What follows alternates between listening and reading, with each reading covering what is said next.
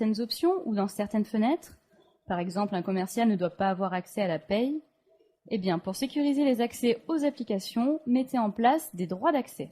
Alors dans WinDev, pour gérer les droits d'accès dans l'application, vous bénéficiez du groupware utilisateur. Exemple, je lance une application de gestion commerciale. Dans cette application, pour sécuriser les accès, j'ai mis en place une gestion des droits utilisateurs. Regardez, moi, je suis comptable. Je lance l'application, je m'identifie.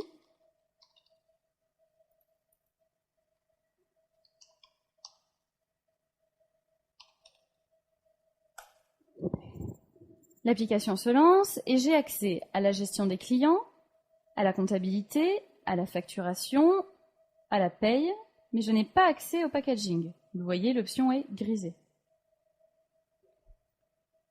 Moi, je suis commercial.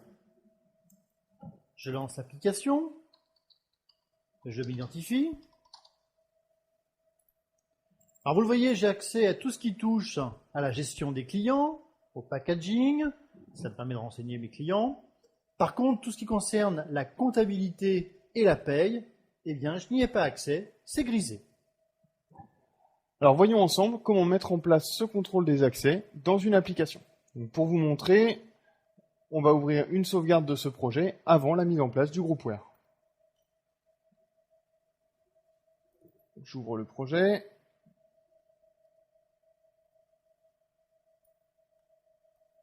Hop, voilà. Et pour mettre en place le groupware utilisateur dans une application, rien de plus facile. Ça se fait ici, dans le ruban, dans le volet projet. Je clique sur groupware utilisateur. Alors pour l'instant, vous le voyez, il n'y a pas encore de groupware sur ce projet. Pour l'activer, je choisis groupware utilisateur automatique. Dans ce mode, WinDev se charge de tout.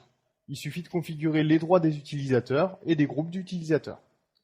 Et vous le voyez, on peut également choisir d'intégrer un groupware personnalisé. Alors dans ce mode personnalisé, vous pouvez personnaliser toute l'IHM et le fonctionnement du groupware utilisateur. On le détaillera juste après. Donc ici, je choisis groupware utilisateur automatique. Et oui, je veux appliquer le gabarit du projet sur les fenêtres du groupware. Alors appliquer le gabarit du projet sur les fenêtres du groupware, ça permet de garder une cohérence graphique entre les fenêtres de l'application et les fenêtres du groupware. Je valide. WinDev nous indique qu'un compte administrateur va être créé automatiquement sous le nom de superviseur. Parfait. Ça y est, le groupware est intégré dans mon application et on va tout de suite tester. Go. Go. Donc comme WinDev nous l'a indiqué, je me connecte en tant que superviseur. OK. Et comme il s'agit de ma première connexion, de ma première identification, je crée mon mot de passe. Et on le confirme. Alors, vous voyez, ici à droite du champ mot de passe, le petit œil, en fait c'est une FAA de la version 18, une fonctionnalité automatique des applications. Donc quand je clique sur l'œil, ça permet de voir le mot de passe en clair pour vérifier. OK. Valide. Maintenant, on est connecté en tant que superviseur. Je peux soit lancer l'application, soit configurer le groupware. Là, on va de suite configurer le groupware. Cette fenêtre, c'est l'administrateur du groupware utilisateur pour l'application.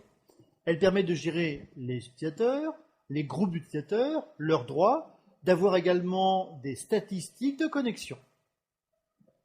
Ajoutons tout de suite le commercial, Fabrice. Donc dans l'onglet Utilisateurs et groupes, je clique sur Nouveau, à gauche. Alors la partie gauche, c'est pour gérer les utilisateurs. La partie droite, c'est pour gérer les groupes. Donc, je crée un utilisateur. Je donne le login de l'utilisateur, Fabrice. Je peux également spécifier différentes informations optionnelles. Alors au niveau du mot de passe, soit vous créez le mot de passe pour l'utilisateur, donc vous le connaissez et l'utilisateur ne pourra plus le changer, soit vous lui laissez le soin de le créer au premier lancement de l'application, et dans ce cas-là, en tant que superviseur, vous ne le connaissez pas. Fabrice, tu le créeras au premier lancement. Très bien. Je clique sur Enregistrer. Et donc je retrouve Fabrice dans la liste des utilisateurs. Ensuite, des commerciaux, il y en a plusieurs. Donc je crée un groupe commerciaux. Comme ça me permettra de définir les droits pour tous les commerciaux en une seule fois. Je crée mon groupe, commerciaux, enregistrer. Voilà. Et pour affecter Fabrice au groupe des commerciaux, c'est très facile, je prends Fabrice et je le mets chez les commerciaux. Il est également possible de définir une hiérarchie dans les groupes. Par exemple ici, je crée un groupe commerciaux stagiaires.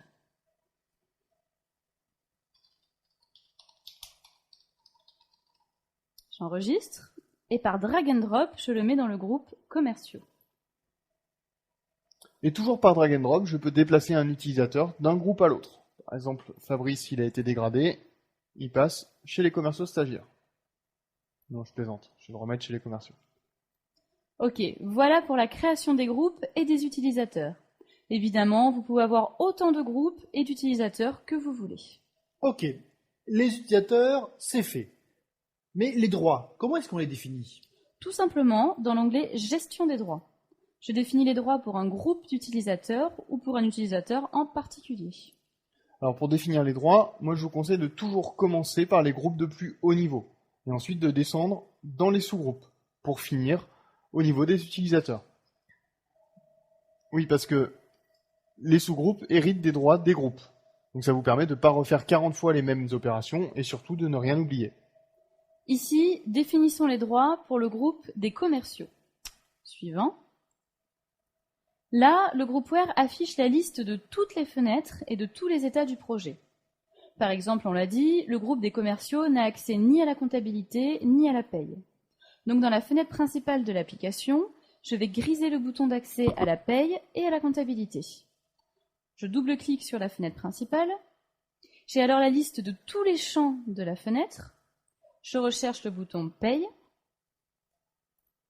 Je sélectionne son état. Alors ça peut être l'état par défaut, celui défini dans l'application, ou alors inactif, grisé ou invisible. Ici, je le mets en grisé. Et même chose pour le bouton compta. Et j'enregistre. Voilà, rendre inactifs des boutons, des options de menu, c'est un premier niveau de sécurité. Et il y a encore un niveau supplémentaire de sécurité.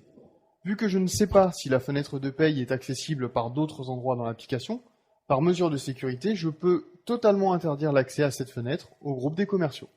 Donc il suffit de sélectionner cette fenêtre et de cliquer sur le bouton « Interdire l'accès ». Si l'application demande l'ouverture de cette fenêtre, la fenêtre ne sera pas affichée, bien entendu, et l'application provoquera une erreur. Ok, on teste. Allez, je me connecte en tant que Fabrice.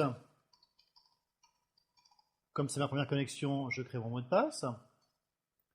Et vous le voyez, bien les boutons d'accès aux options de paye et de compta sont grisés.